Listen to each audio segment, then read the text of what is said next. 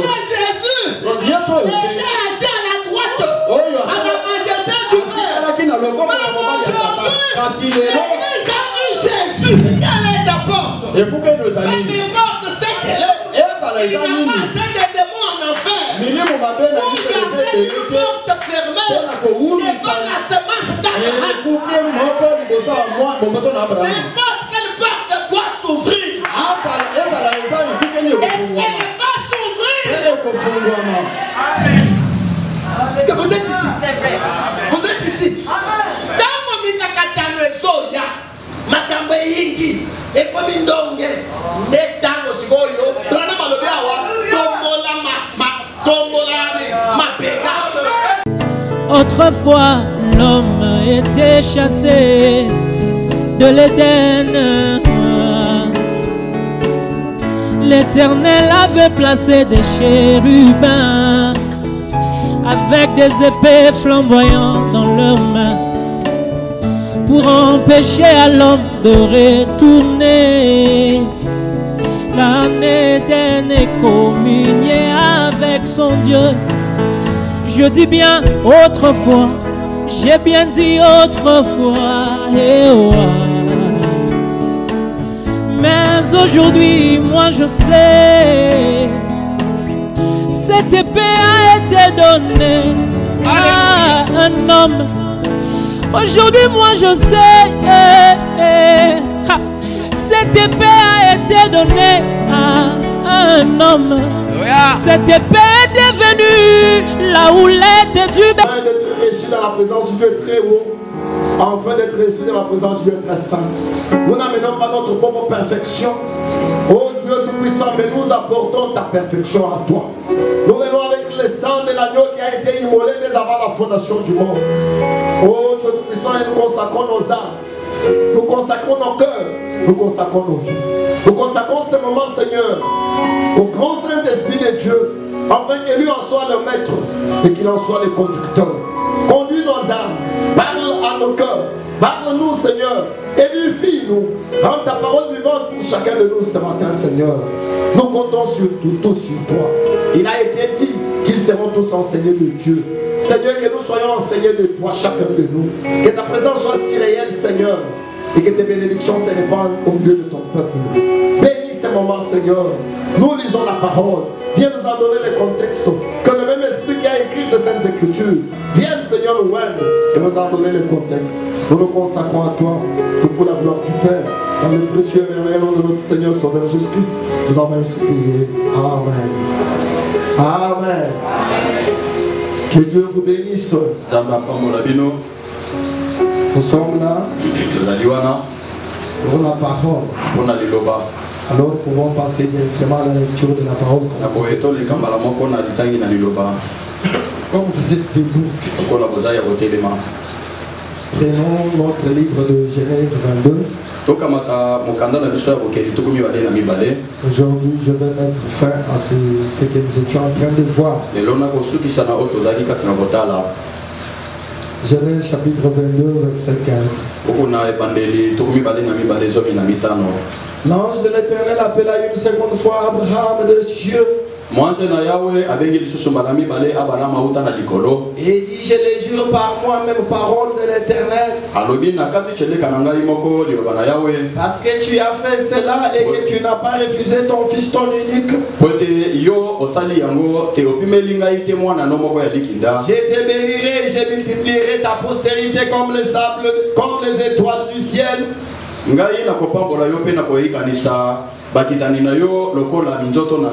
comme le sable qui est sur le bord de la mer. Et ta postérité,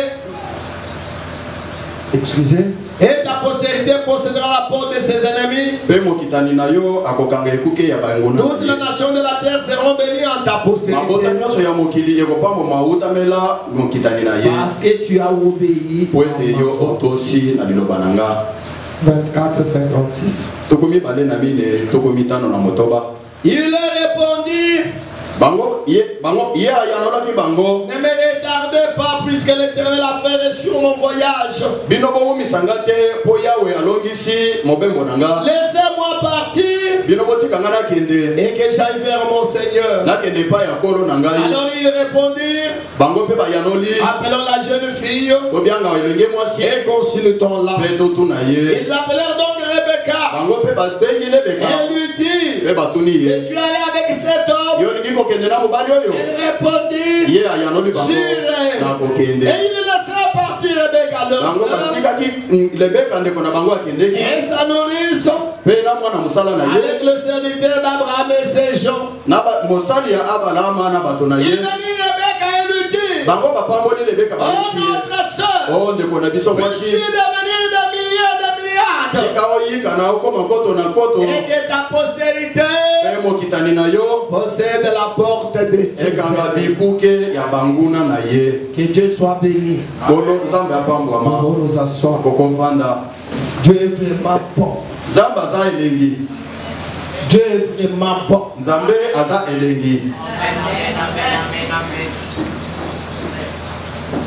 Manquez tout dans la vie. Mais ne manquez pas, ne manquez jamais Dieu. Est-ce que vous me comprenez? Acceptez de manquer tout dans la vie. De tout manquer. Mais de ne jamais manquer Dieu. Si on vous donne tout le monde entier, d'un côté, et on vous met aussi Dieu seulement, de l'autre côté, choisissez Dieu. Parce qu'en réalité, celui qui a Dieu, il a. Amen. Est-ce que vous comprenez cela? Est-ce que vous comprenez cela? Est-ce que vous comprenez cela? J'ai visionné un petit film sur mon téléphone hier. Juste un petit extrait. Une fille qui travaillait chez un roi.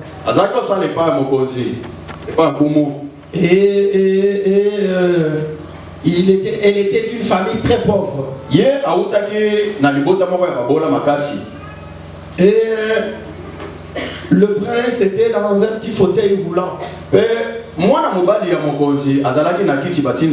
Qui est déjà un grand garçon. Et il s'est mis à couler avec ses fauteuils roulants. Et la fille est sortie de la maison en courant. Et a sauvé le prince. Et le prince était intéressé à la fille. Il s'est intéressé pour savoir qui elle est. Elle n'était pas la servante qui était censée s'occuper de lui.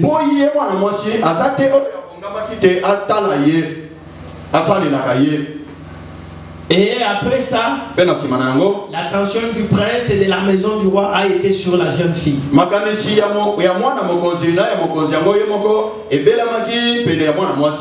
qu'elle était allée arranger la chambre du prince, quand c'était le drap, il y a de l'argent qui est tombé. Beaucoup d'argent. Il s'est mis à ramasser cet argent. Il a arrangé la compter. Il est resté calme avec l'argent en main. J'ai imaginé qu'elle s'est posé la question. Faut-il prendre cet argent? C'était beaucoup d'argent. Ou bien faut-il remettre ça? Elle est restée un temps dans l'embarras.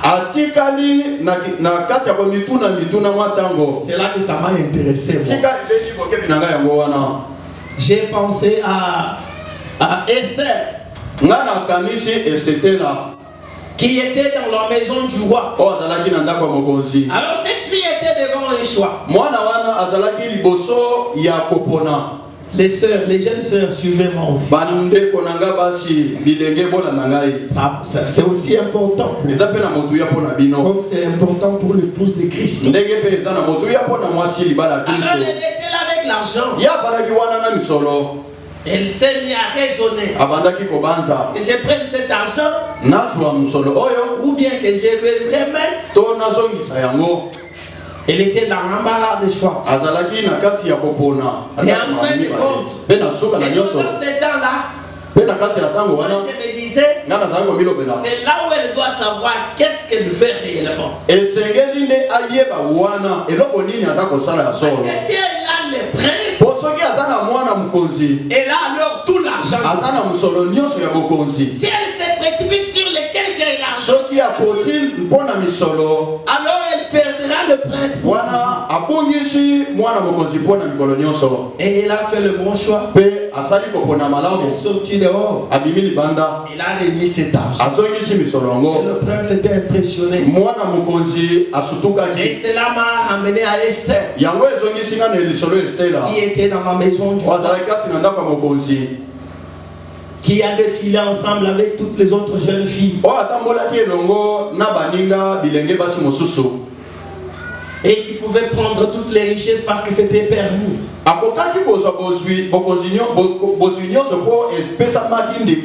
Ceux qui avaient précédé, qui étaient passés avant Esther, avaient pris toutes sortes de richesses. Mais quand Esther est venue, on lui a intéressé à toutes ces richesses. Elle a dit, je ne suis pas venu ici pour les richesses.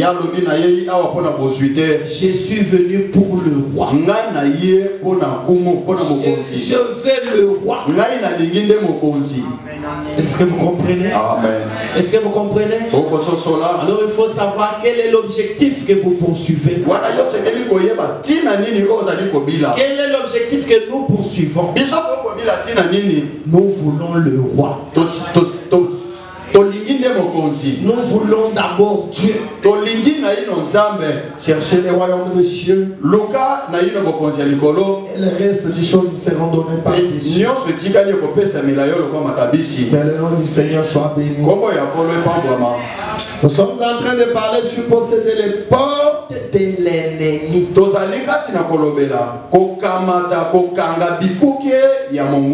J'ai vu Fébili nommer mon sujet ici de ses plusieurs titres à lui. Je lui ai même envoyé la brochure, mais il nomme toujours comme lui passe. Ce que moi j'ai dit, posséder les portes de l'ennemi. C'est comme ça que Frère Branham a intitulé. Nous devons être fidèles. L'ennemi. Parce que notre plus grand ennemi, notre ennemi de tout le temps, est-ce que vous le connaissez? Vous le connaissez? C'est Satan le diable. C'est lui notre ennemi.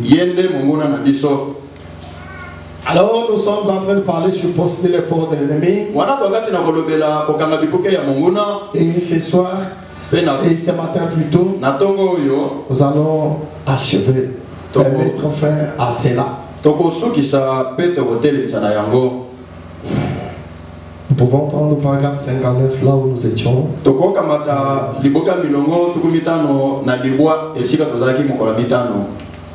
Madame pose la question. D'abord, nous avons, c'est pas revenir, on continue.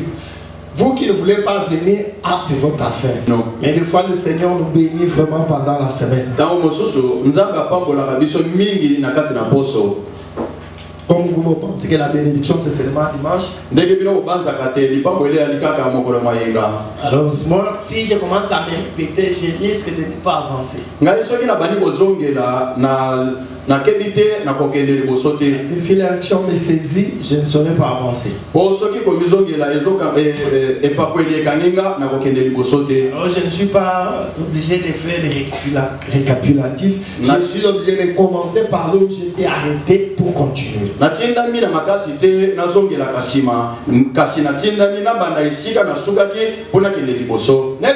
heureux ce matin de savoir que tel que nous sommes, nous tenons maintenant Nous sommes plus qu'à vainqueurs. Plus qu'à vainqueurs. Oh, il n'y a pas de quoi combattre. Amen. Je répète. Parce que c'est dit à vous. Tel que nous sommes là maintenant. Comme vous êtes là, vous êtes plus qu'un vainqueur.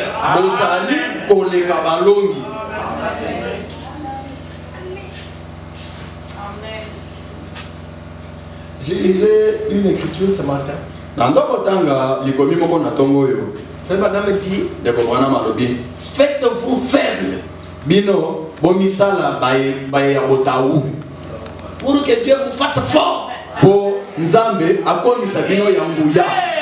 Est-ce que vous comprenez? Faites-vous faible. Pour que lui vous fasse fort.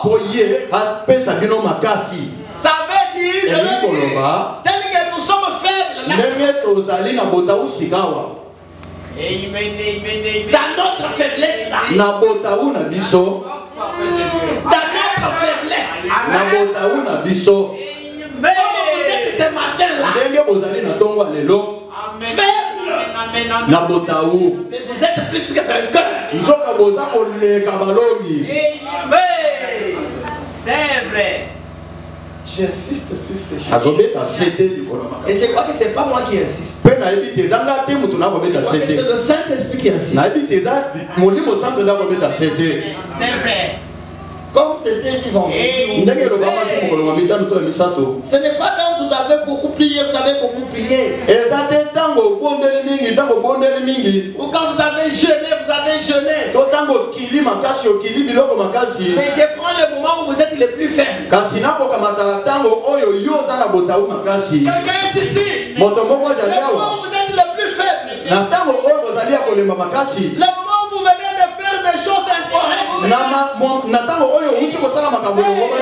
le diable vous a dribblé. Le diable vous a dominé. Pendant ce temps-là, vous êtes fort. Vous êtes plus que vainqueur. Parce qu'en réalité, ce qui fait notre force,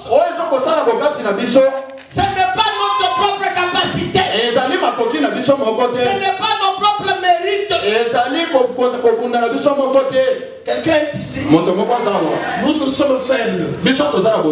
Mais lui il est fort. Et c'est là que réside notre force. Quelqu'un est ici. Quelqu'un est ici. C'est ça le succès de la réussite.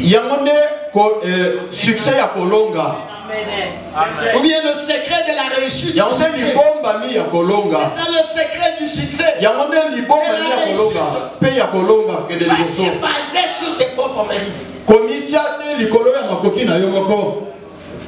Cette chose est très importante. Je sais de quoi je parle. Je suis l'un des parents qui croyaient déjà le message. Quand je suis né, mes parents étaient déjà dans le message. L'éducation d'abord de la maison, c'était la parole de Dieu, c'était le message. L'éducation que j'ai reçue de mes parents. Et c'était conforme à la parole. Et Dieu m'a aidé. Je n'ai pas été un garçon qui a cassé la tête aux parents. À 11 ans, je me suis fait baptiser. À 14 ans, j'ai reçu le Saint-Esprit. Je n'ai pas connu la turbulence ou l'adolescence ou ceci, je n'ai pas connu ces choses. Je suis resté dans la parole. J'avais une vie pièce. J'avais une vie modèle. J'avais une vie correcte. Et c'est comme ça que j'ai grandi. Mais ce n'est pas ça qui compte. Ce n'est pas ma sainteté là. Je ne dis pas que c'est mauvais. Parce que nous qui avons grandi comme ça, sans faire des erreurs ou des magouilles à gauche à droite, nous avons tendance à penser que c'est ça qu'il faut. Tu es déjà saint. Tu n'as jamais fait ceci. Tu n'as jamais fait cela. C'est bon, je ne refuse pas. Mais ce n'est pas ça ce qui compte. Ce n'est pas ça ce qui fait ta force. Ne te base pas, ne te repose pas sur ta propre justice. Parce qu'en réalité, tu n'en as même pas. Même quand tu penses à en avoir, mais tu n'en as pas. Base-toi sur le sang de Christ. C'est ça qui fait notre force. Est-ce que quelqu'un me comprend? Quelqu'un me comprend? Est-ce que j'ai dit allez vivre comme vous voulez? Est-ce que Christ a répandu le sang? Mais on dit quand vous ferez ça, c'est même la preuve que vous ne croyez pas dans ces sacrifices. C'est quand vous croyez dans les sacrifices, vous allez vous efforcer à vous conformer aux sacrifices. Mais notre force, c'est Christ. C'est notre sacrifice. Ce n'est pas notre propre sacrifice. Quelqu'un m'écoute ce matin? N'êtes-vous pas erré ce matin de savoir que tel que nous nous tenons maintenant, nous sommes plus que vainqueurs. Plus que vainqueurs. Oh, il n'y a pas de quoi combattre. Le combat est terminé. Amen. Nous sommes déjà plus que vainqueurs. Tel que nous sommes là ce matin. Et il n'y a pas de quoi combattre. Le combat est déjà terminé. Amen. Amen. Le vendredi, il nous a dit on n'a pas un feu à allumer.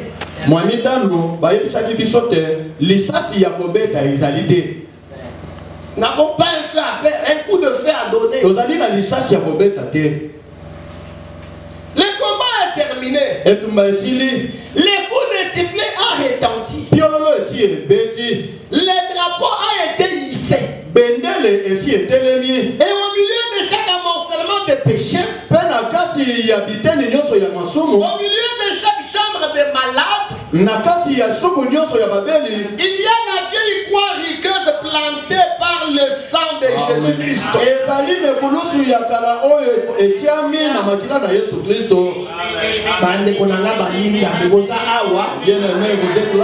C'est vrai.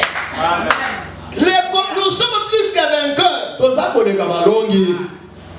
Le combat a été terminé. Le combat est terminé.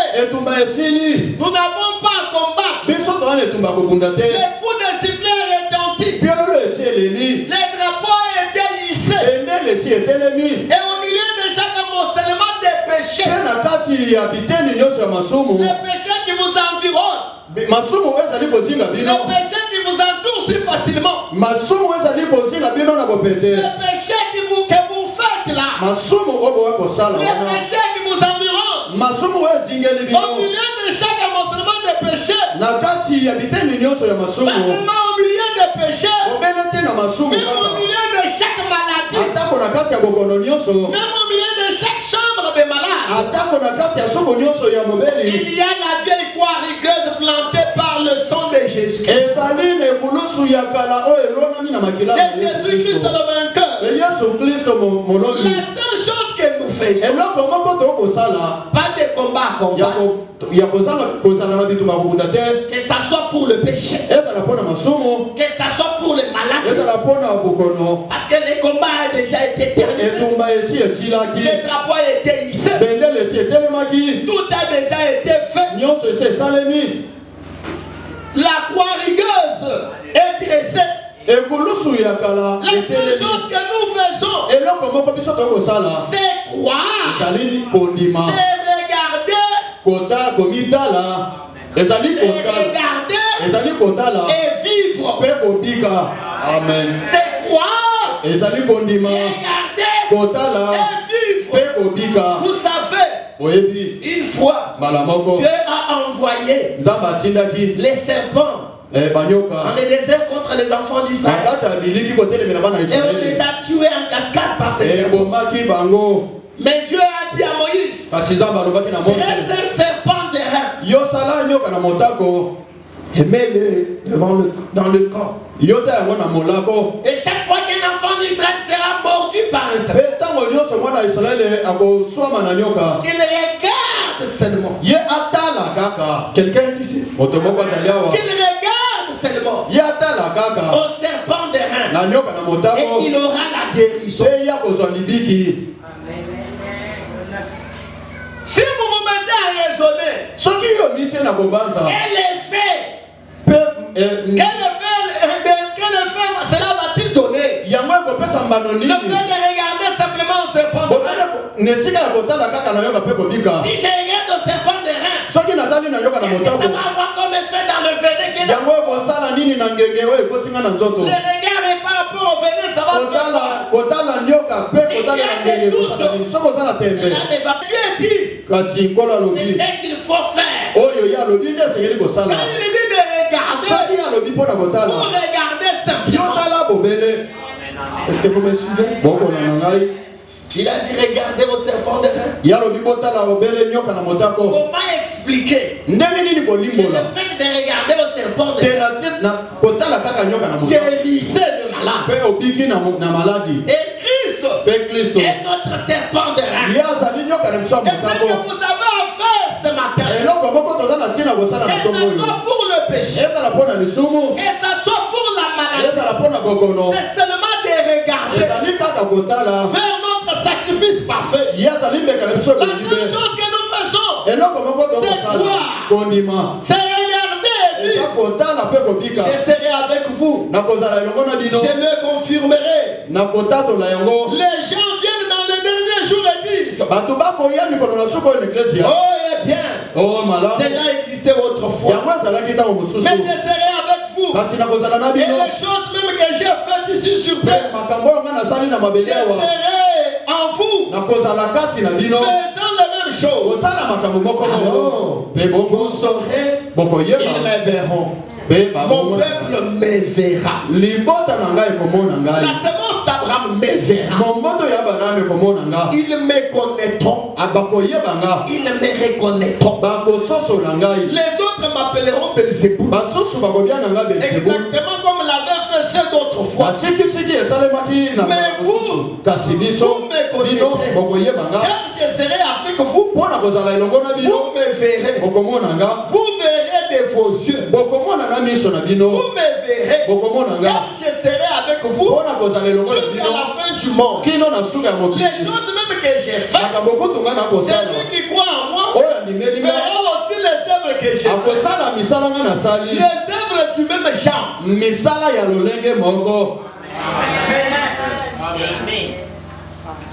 Et aujourd'hui, l'église du Dieu vivant a le privilège de se tenir là et de voir Jésus-Christ.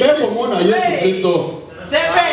Et aujourd'hui, l'église du Dieu vivant a le privilège de se tenir là et de voir Jésus-Christ, le Fils de Dieu, vivant, ressuscité, vainqueur, ici, présent, vivant dans son église,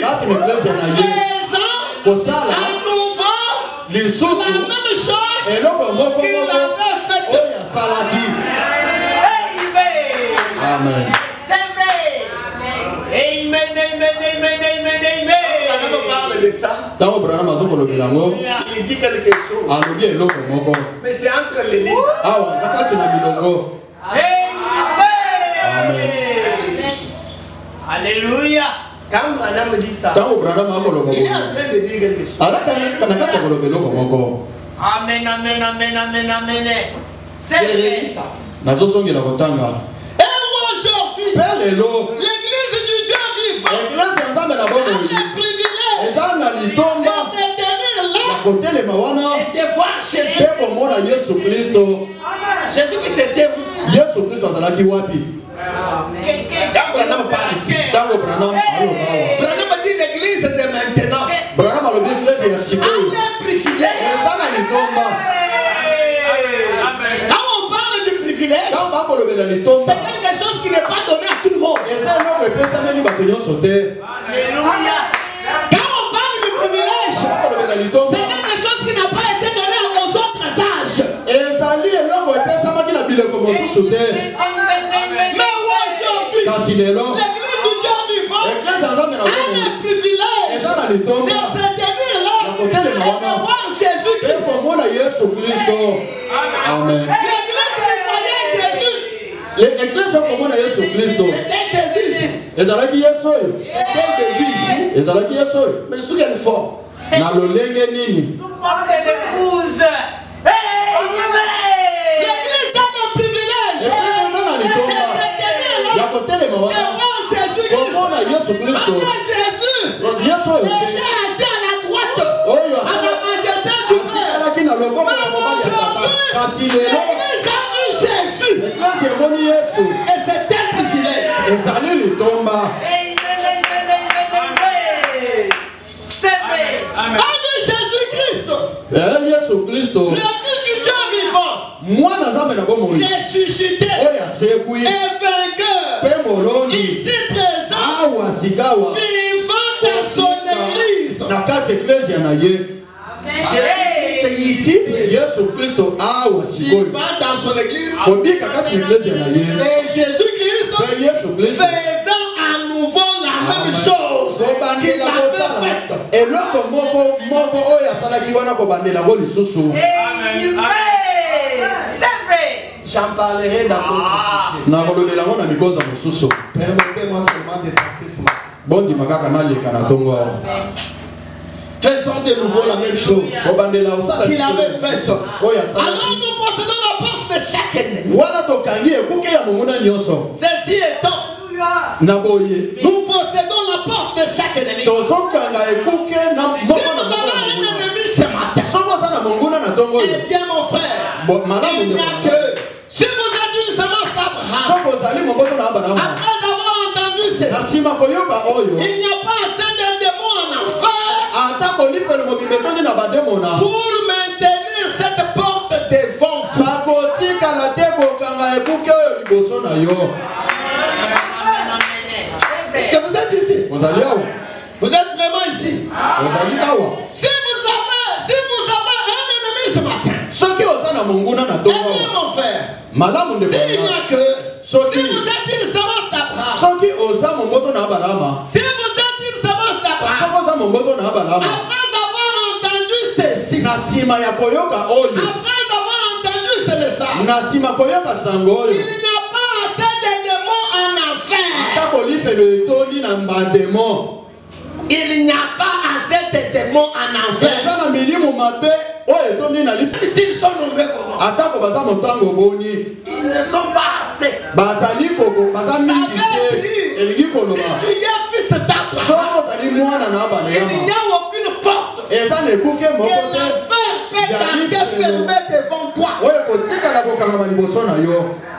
Toi qui as écouté ce yo oyo yoki liloba oyo tu n'es pas là à pleurer. ozali wana te mpona Il n'y a pas komelela assez de démons en enfer. milimo mabe na lifelo Pour eza ebele maintenir te cette porte mpona fermée. kowumisa ekuke oyo liboso na Toi yo. qui as une porte, ça, Yo oza na ekuke na ntongo awa tu dois la posséder. osengeli kokanga yango. Toi, Yo tu dois la posséder. osengeli kokanga yango.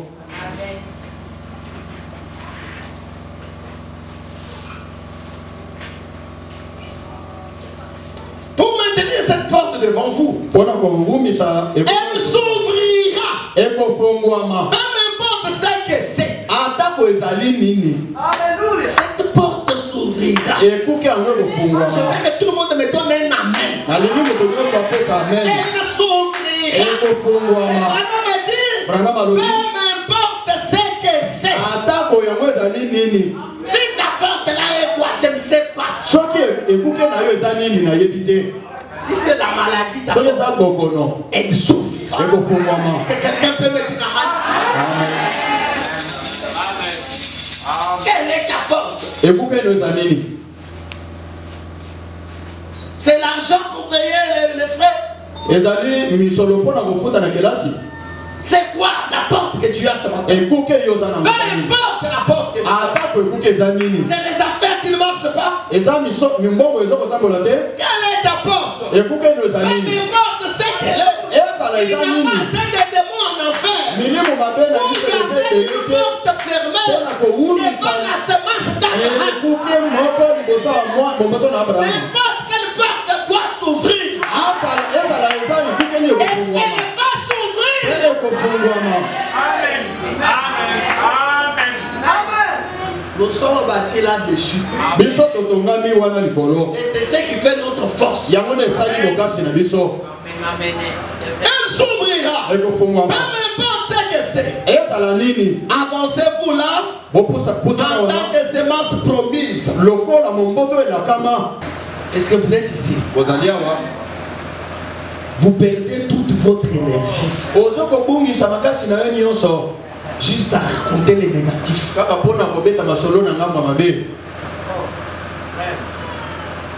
Parce que quand vous parlez là, vous sortez une puissance.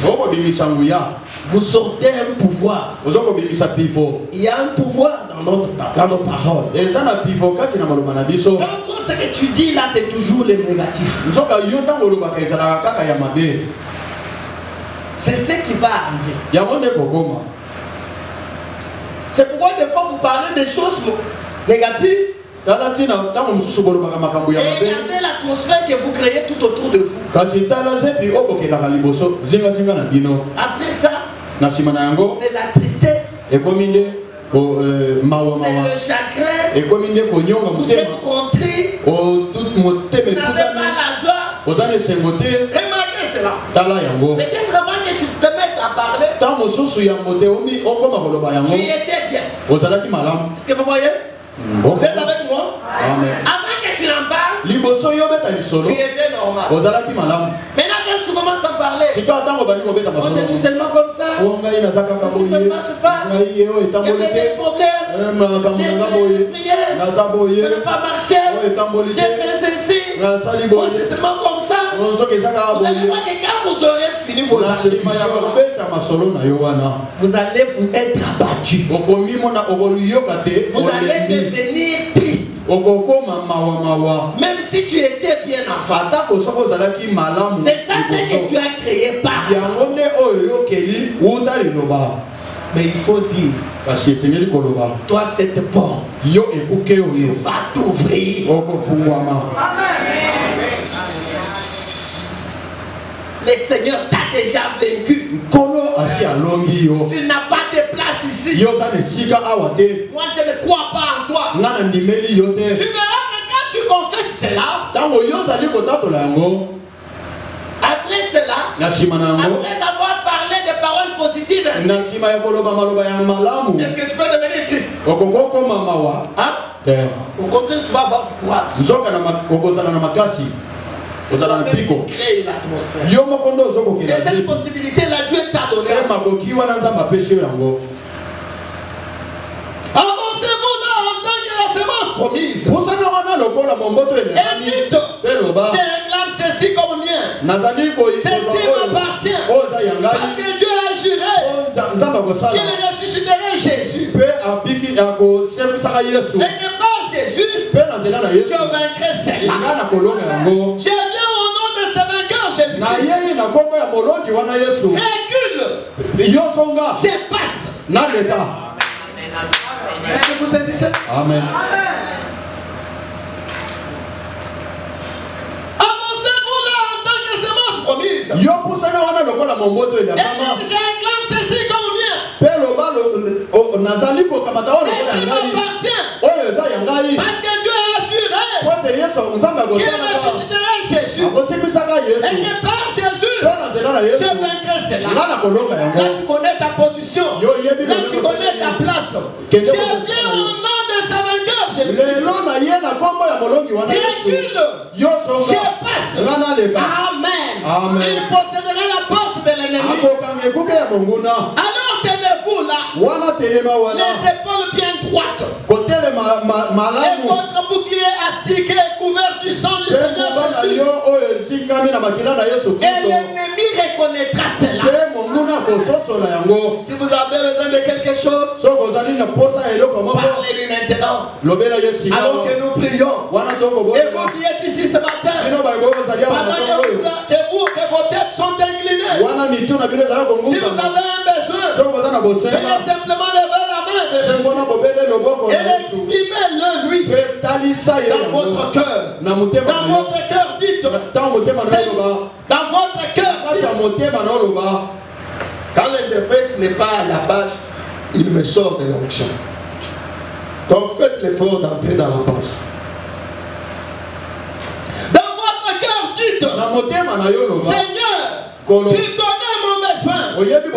Maintenant, j'ai entendu dire ce matin, et c'est la Bible, il possédera la porte de l'ennemi. Je viens pour posséder la porte. Peut-être que j'ai un tempérament colérique. Peut-être que j'ai besoin du Saint-Esprit. Ou que le péché m'a complètement lié. Ou que le péché m'a complètement lié.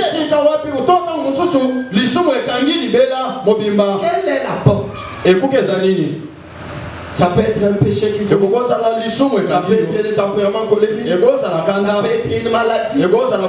Ça peut être une prière non exaucée. J'ai un besoin. Mais je viens à la porte maintenant. Je viens à la porte. Je vais m'en emparer ce matin. M'emparer de ma porte. Ainsi, écarte-toi. Je passe. Donc pour faire ça, il faut se reconnaître. Il faut t'identifier. T'identifier à la parole. T'identifier à la semence royale. Là, ce n'est pas de la blague. Et là, c'est la réalité. Et fait pendant ma dit, nous n'avons pas de combat à combattre. Le combat a déjà été fini. Notre maître a déjà combattu. Il a fini. Maintenant, ce que nous avons à faire, c'est de posséder. C'est de venir. Et reconnaître la parole. Et le vendredi, nous avons vu que ces choses entre les mains de l'église du Dieu vivant, il a le pouvoir de rejeter le péché et d'être même baptisé du Saint-Esprit. Donc c'est entre les mains d'une église qui n'a même pas le Saint-Esprit. Qu'est-ce que vous avez déjà fait, madame, en train de citer ici? Même si c'est le Saint-Esprit, vous avez besoin de vous avancer et de dire, ceci m'appartient. Toi, Satan, vous démons. Et puis vous me dites, il n'y a pas assez de démons en enfer. Vous n'avez qu'à dire, écartez-vous. Et quand tu dis ça, tu ne blagues pas. Amen. Tu ne blagues pas. Tu dis ce que tu crois. Et c'est ce que tu es. Amen. Les gars vous torturent. Les gars vous torturent. Les gars vous font du mal. Mais vous acceptez la torture. Vous-même vous acceptez cette torture. Et pourtant il n'y a pas assez de démons en enfer. Est-ce que quelqu'un saisit ça? Il n'y a pas assez de démons en enfer pour vous faire souffrir. Amen. Il n'y a pas assez de démons en enfer pour te faire souffrir. Quel que soit leur nom, tout entière. Ils n'ont pas à venir te bloquer. Toi ce matin, tu es entre tes mains. Dès que tu es là, dans ta faiblesse là, avec tes manquements,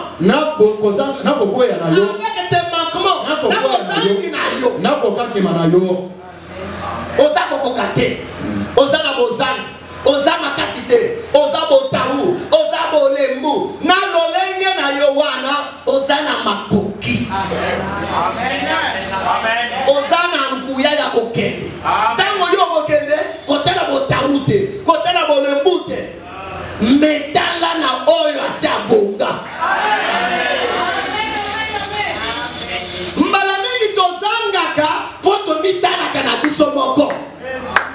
Nous regardons à nous-mêmes. C'est là où on fait l'erreur. Nous n'avons pas de mérite pour commencer. Si nous arrivons à mettre cela dans notre esprit, à comprendre que cela ne dépend pas de nous, mais cela dépend de lui. Si nous mettons ça à nous, cette porte va s'ouvrir. Amen. Ta sémence possédera les portes de ses erreurs. Quelle que soit la porte. Amen. Ta porte n'est pas ma porte. Sa porte n'est pas ta porte. Chacun a une porte. Et l'ennemi est venu s'ériger. Barricadé et bloqué. Mais quelle que soit la porte, tu as le pouvoir de la posséder. Même si tous les démons et l'enfer, si quelqu'un saisit cela, même si tout l'enfer est venu à ta porte, à toi seul, si quelqu'un me saisit, même si tout l'enfer nous a laissé nous tous, est venu chez toi et bloqué la porte, toi, tu as le pouvoir. Quelqu'un me saisit. Toi, tu as le pouvoir de posséder cette porte. Et avancez-vous et dites au nom de Christ le vainqueur. Toi, Satan. Est-ce que Christ n'a pas vaincu? Est-ce que Christ n'a pas vaincu? Et Satan reconnaît que Christ a vaincu. Amen. On ne va plus refaire ça. On ne va plus recommencer cette bataille. C'est pourquoi Branham me dit il n'y a pas un combat à combattre. Christ a déjà combattu. Et là, ce n'est plus à refaire. Pour que moi je commence à venir refaire. Que moi je recommence à refaire les batailles. Non. La bataille est terminée. Mais le diable vient toujours avec des portes. Le diable continue à venir avec des portes. Maintenant quand il vient, il va t'observer. Est-ce que tu connais ta place? Est-ce que tu te reconnais? Est-ce que tu reconnais ta position? Si tu as peur, le diable aime le faire. Le diable bluffe. Il démontre quelque chose pour juste te faire peur. Et quand tu sais dans la peur,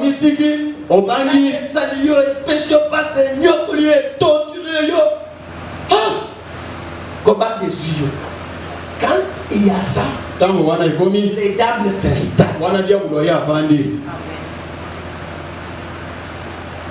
Mais quand il trouve un courageux, frère Branham dit, il dit une fois, il dit je me suis battu avec les diables. Il m'a amené le grippe. Il me donne, je lui retourne. Il me donne, je lui retourne. Il me donne, je lui retourne. Et en fin de compte, c'est moi qui ai fait.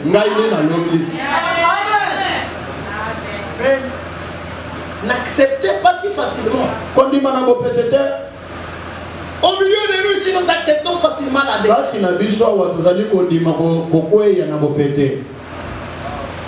Vous avez même d'autres maladies que vous avez déjà nommées ma maladie. Ma maladie. Ta maladie. Qui t'a donné la maladie? Dieu ne nous a jamais donné la maladie. Dieu nous a donné la guérison. Avant même qu'il y ait la maladie, il nous a donné la guérison. Comment j'ai ma maladie? Tu as déjà accepté ça. Et pourtant la maladie, c'est un démon. Donc tu as accepté un démon. C'est déjà devenu ton démon. Amen. Tu as le pouvoir de posséder chaque porte. Ainsi, écarte-toi, Satan. Moi, je passe. Maintenant, je peux lire aussi 103. Seigneur adorable, tu as vu toutes ces mains. Et tu sais que ceci est ta parole, Seigneur. Je ne fais que la citer. Montre comment tout au long des Saintes Écritures, les personnages de la Bible vainquent les royaumes. Les personnages de la Bible vainquent les royaumes. Exercèrent la justice. Et tenir le feu. La puissance du feu. Échappèrent au tranchant de l'épée. Ils échappèrent au tranchant de l'épée. Fermèrent la gueule des lions. Oh, comment par-dessus tout, comment des femmes recouvrirent leur mort par la résurrection. Les femmes recouvrirent leur mort par la résurrection. Et bien des choses, parce que tu l'as promis, c'est ta promesse. Sa sémence, ta sémence, Abraham possédera la porte de l'ennemi. Et tu tiens ta promesse. Maintenant accorde-le. Oh Seigneur, les désirs de leur cœur. Puisse-t-il partir d'ici changé? Puisse-t-il repartir convaincu qu'ils sont vainqueurs? Parce que la sémence royale a vaincu pour eux. Puisse-t-il partir d'ici changé? Est-ce que vous prenez cette prière du prophète? Pour que vous puissiez partir changer. Puisse-t-il partir d'ici changer? Puisse-t il repartir convaincu qu'ils sont vainqueurs? Parce que la sémence royale a vaincu pour eux. Lorsque le roi majestueux vint, né d'une vierge, il a vaincu chaque ennemi, même la mort. Ainsi la mort même, ne peut pas effrayer la sémence d'Abraham. Nous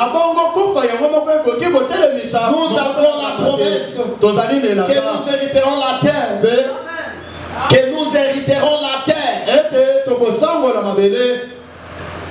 Ainsi la mort même ne peut pas effrayer la sémence d'Abraham. Nous avons la promesse que nous hériterons la terre et que nous reviendrons avec plus de gloire. Et que nous reviendrons avec plus de gloire. Dans un corps glorifié. Après que le dernier ennemi aura été mis sous le pied du tout dernier enfant de Dieu qui entrera dans le royaume. Amen. Nous avons la promesse que nous hériterons la terre et que nous reviendrons avec plus de gloire. Dans un corps glorifié. Après que le dernier ennemi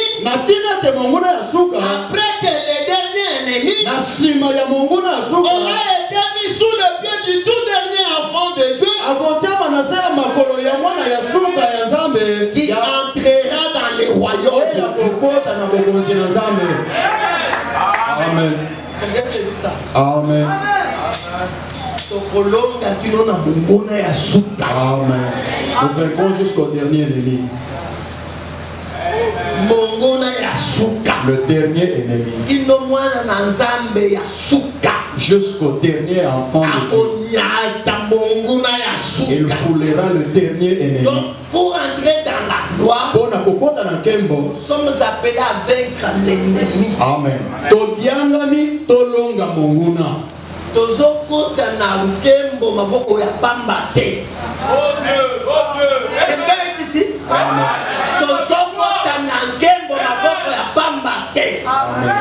Tozokota na nkembo na bilonga.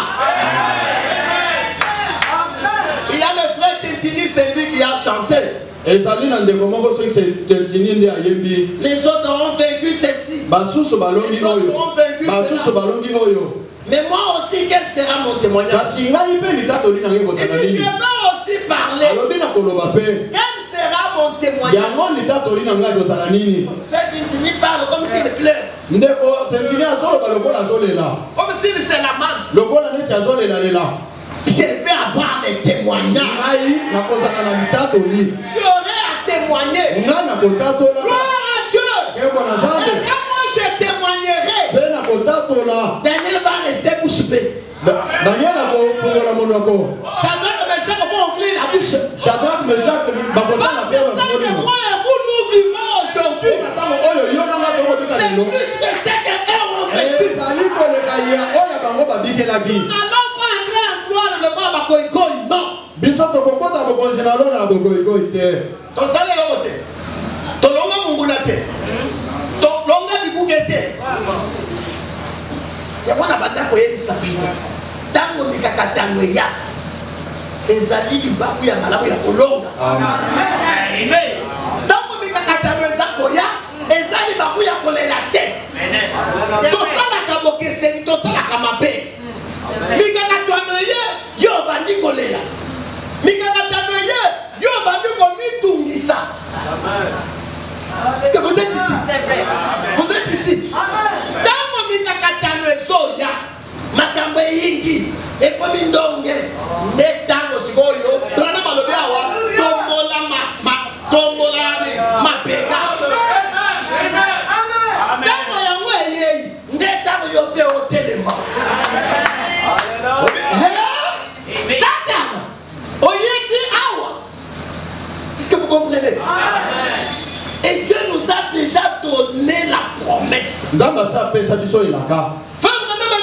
Branham m'a dit, il a levé sa main et il a juré par lui-même. Ta postérité possédera la porte de ses ennemis.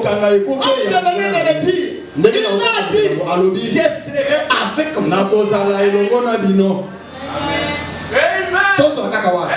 Ne prenons pas d'accord en vous. Je serai avec vous. Même s'il n'est pas encore à nous. Est-ce que quelqu'un est ici? Est-ce que quelqu'un est ici? Même s'il n'est pas encore à nous. Mais il nous a promis d'être avec nous. Amen. Il a menti. Il a menti. Il a promis d'être avec nous, mais il nous a trompés. Maintenant, les choses de Dieu, ça marche comment? Ça fonctionne comment? Ça fonctionne par ta croyance. C'est que tu crois. Amen. Mais maintenant, ici, il y a quoi? Je ne crois pas seulement parce que je vais croire. Ici, je crois parce qu'il l'a dit. Amen. Est-ce que vous comprenez la chose? Est-ce que vous comprenez la chose? Je crois qu'il l'a dit. Est-ce que lui peut me mentir? Lui peut me mentir? Amen. Ça n'a pas vérité. Mais quand il a dit à Israël, un serpent terrain, Motako est libéré.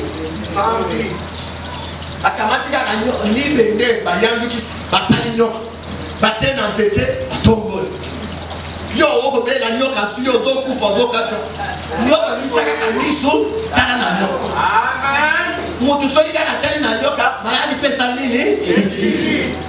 Amen. Akosa libende wale zakina frère bamuso pesa na kanga moje bisanga libende wana nyoka na ya libende wana ezaki na nguya libende non disons la vérité libende wana batena nzete boy bakamati nzete boy batena ba piqué yo tandi kaka obiki libende ezaki na nguya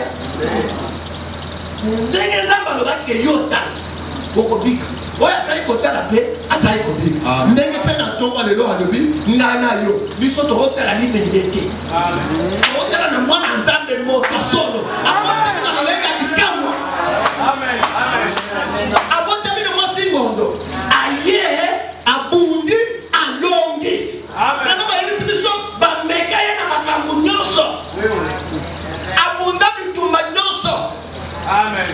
Akutana na maladi nyonso alebi nyonso ya akutana nango alongi. Amen. Amen. Ezana eloko te oyo atiki azali kolonga eta ata moko te bana mosi ya ke alobi ebele ya bafimo babetaki ye soki combien soki 600 soki combien 39 fouet alobi ezalaki motango ya bamaladi. Alleluya. Kamo fimu nyonso ezalaki bamaladi nango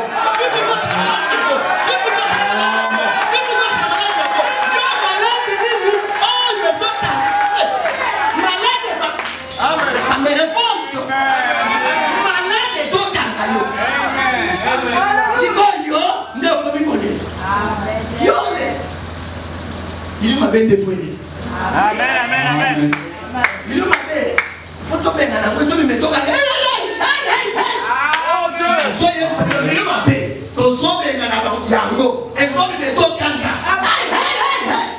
ya mane so le la biso to le ta you know so le comme il est dans la gauche comme il est dans la droite on va voir m'appelle ne faites pas ça. Ça la beauté. Est-ce que vous comprenez? Est-ce que vous comprenez? S'il y a une chose que vous ne devez jamais faire, ce qui est dans le loco c'est que vous plaindre.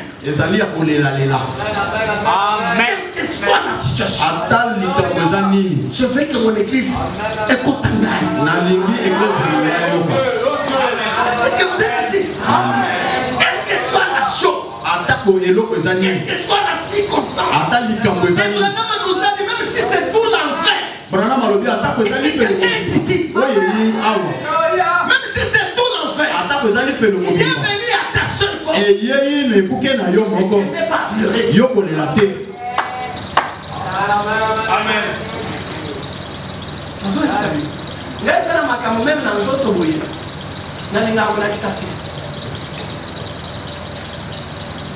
Bato mususu bazaka akosala likamba mabe tango asala likamba mabe azana pose swayo boyebi yango no ana pose swayo olela toyoka pasi toyoka mawa tango yo osali bongo ye asali nini aselebre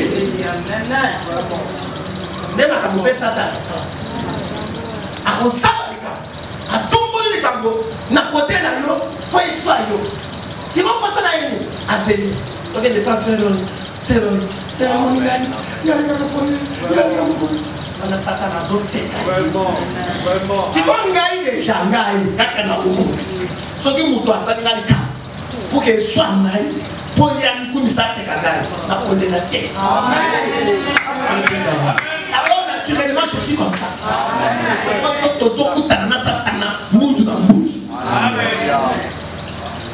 Parce que des fois Dieu crée quelqu'un naturellement parce qu'il le prédestine au spirituel. Le bonhomme me dit ça. Il dit on va à la chasse. Tous mes amis peuvent tirer. Et tout ce qui les intéresse, c'est de tirer. Il dit mais moi, si je veux tirer l'œil, si je tire tout près de l'œil, je peux me déranger. Pourquoi j'ai jamais fissé l'œil? Pourquoi j'ai raté?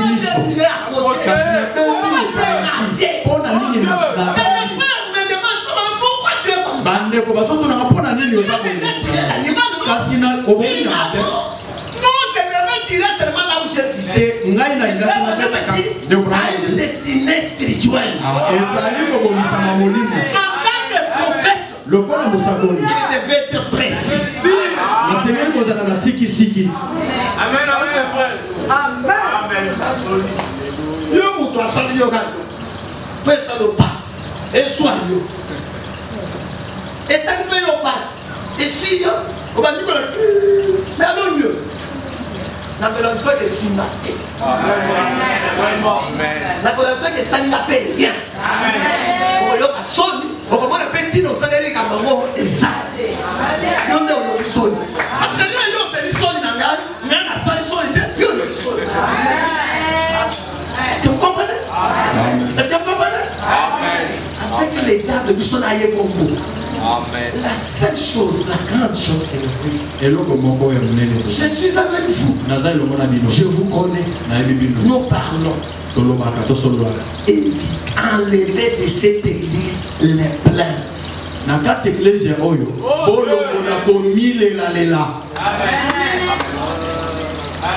Dès que vous aurez enlevé des plaintes, nous serons une puissante armée. Est-ce que vous me comprenez? Le diable va venir te faire des choses pour te déranger. Mais il faut la peine à position que soit ailleurs au bout d'abord. Est-ce que vous comprenez? Il faut être dans cette position-là. Soit ailleurs. Ailleurs au bout d'abord. Et puis c'est ailleurs à Koutiopé. Quelqu'un me saisit. Quelqu'un me saisit. Quelqu'un me saisit. À beaucoup d'années, on a un muscle. Vraiment, Samson va travailler. Ça, c'est un muscle mineur. Il y a un azabo qui est au pico là-bas. Il y a un tombe là, comme un ngomba. Vraiment, le soutien a un muscle mineur. Si tu as un pico là, comme un ngomba, et comme ça va. Est-ce que vous saisissez ça? Amen. Donc, comme ça va, quoi ça déjà me dit, ça me donne un azabo. Alors, c'est un gars comme. Amen, je le crois. Amen. Amen. Alléluia. Il y a pour ça frère. Alemba, j'autre lemba. Amen. Il y a un moment où tu as la yote. Tu as la neye. Yokutu, pour y a ça les lois, yo ça n'a pas lemba. Amen. Pour y a ça la casse. Amen, amen. Et ça y est. Amen, amen. Est-ce que vous me saisissez? Amen. Vous me saisissez? Amen. C'est quand vous êtes fait de là, faites-lui confiance. J'insiste aussi sur cette. Ne comptez pas sur votre propre justice. Ne comptez pas sur votre propre sainteté. Regardez ce qu'il a dit dans sa parole. Amen. Restez dessus. Sur ce qu'il a dit. Sur ce que je suis. Qu'est-ce qu'il a dit? Il a dit que je suis la postérité. Je me suis. Maintenant quand je suis postérité comme ça, même si j'ai les péchés, nous avions vu ça vendredi, non? Je suis postérité. Mais les péchés m'entourent. Je peux dire, je pêche si facilement comme Paul. Vous êtes ici? Je pêche facilement. C'est facilement. La première des choses, c'est de reconnaître d'abord. Moi, lui a dit que je suis la semence. Quand tu dis ça, tu es où? Dans le péché. Vous êtes ici. Vous êtes ici. Vous êtes ici. Dans le péché.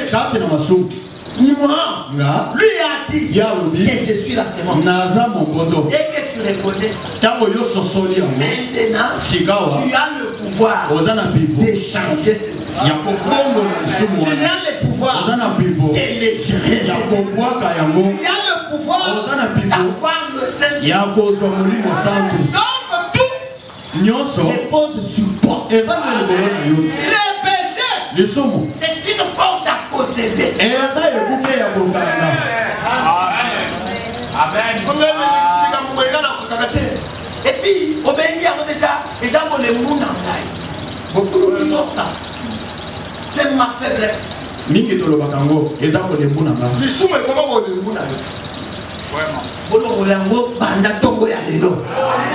Ezako le mbute. Yo okozonga sima. Ngai na koleka. Amen. Songa sima. Ngai na leka yo lisumu. Est-ce que vous êtes ici? Amen. Pourquoi? Parce que la bataille a été déjà terminée. Parce que le Fils de Dieu est mort finalement a vaincu. Vous n'avez pas le droit de rester captivé par une maladie, par une situation. Quelle que soit la chose que vous vivez, soyez toujours positif.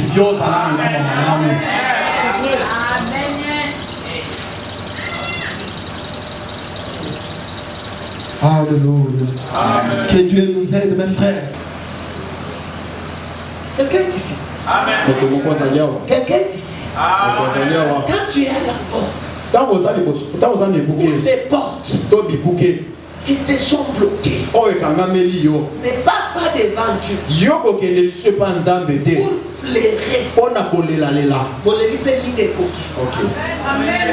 Amen.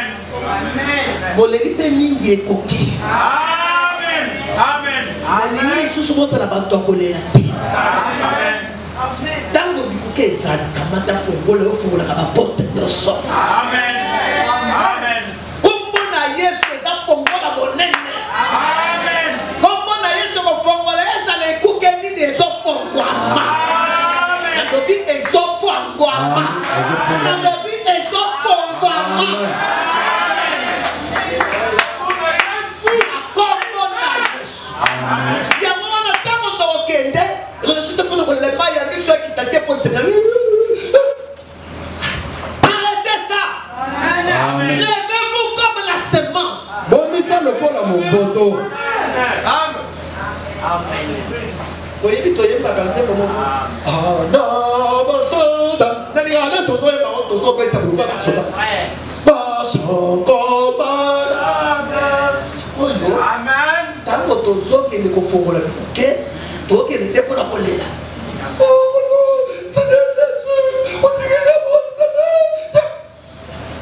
Ces histoires-là, à bout, bien. Vous allez là? Vous allez là? C'est quoi? Écoutez ça. Ok. Ce qui est pour les kangamis. Les kangamis. Satan a kanina ya ye fongo là. A nous dire là. Amikosi. A okuta na sina fongo yango. Amen. Parce que na fongo là, fongo là na porte non so. Le nom de Jésus ouvre chaque porte. Fongo na Yesu ezo fongo la dikuke nyonso. Ça la likamboni. Le que le kaka. Fongo la komona sika kaka. Et fongo no koti. Amen. Satan ya ko sala na mano. Poya kinakina fongo. Porte à votre yédi. Est-ce que vous me saisissez? Amen. Est-ce que vous me saisissez? Amen. N'importe quelle porte. Nous avons les clés passées. C'est quelle porte que toi tu as qui te dépasse? À la manière des hommes, réveille le frère. C'est quelle porte qui te dépasse? À la manière des hommes. À la manière des hommes aussi, Mimotou. Na lolenge ya bato. Kaina kusala nini na kambono. Na kosuka nini. Te na tomo ya lelo na bebelio sangobala. Amen. Na bebelio sangobala mzo mpiko. Amen. Tele malo kola mokitani ya Abraham. Amen. Kamata fongola tozana fongola fongola ba porte nyonso. Amen. Na bebelio fongola ba porte nyonso. Amen. Yo kotisaka uko fongola. Na kombo ya Yesu Kristo Jésus dans mon lot. Yo Satan.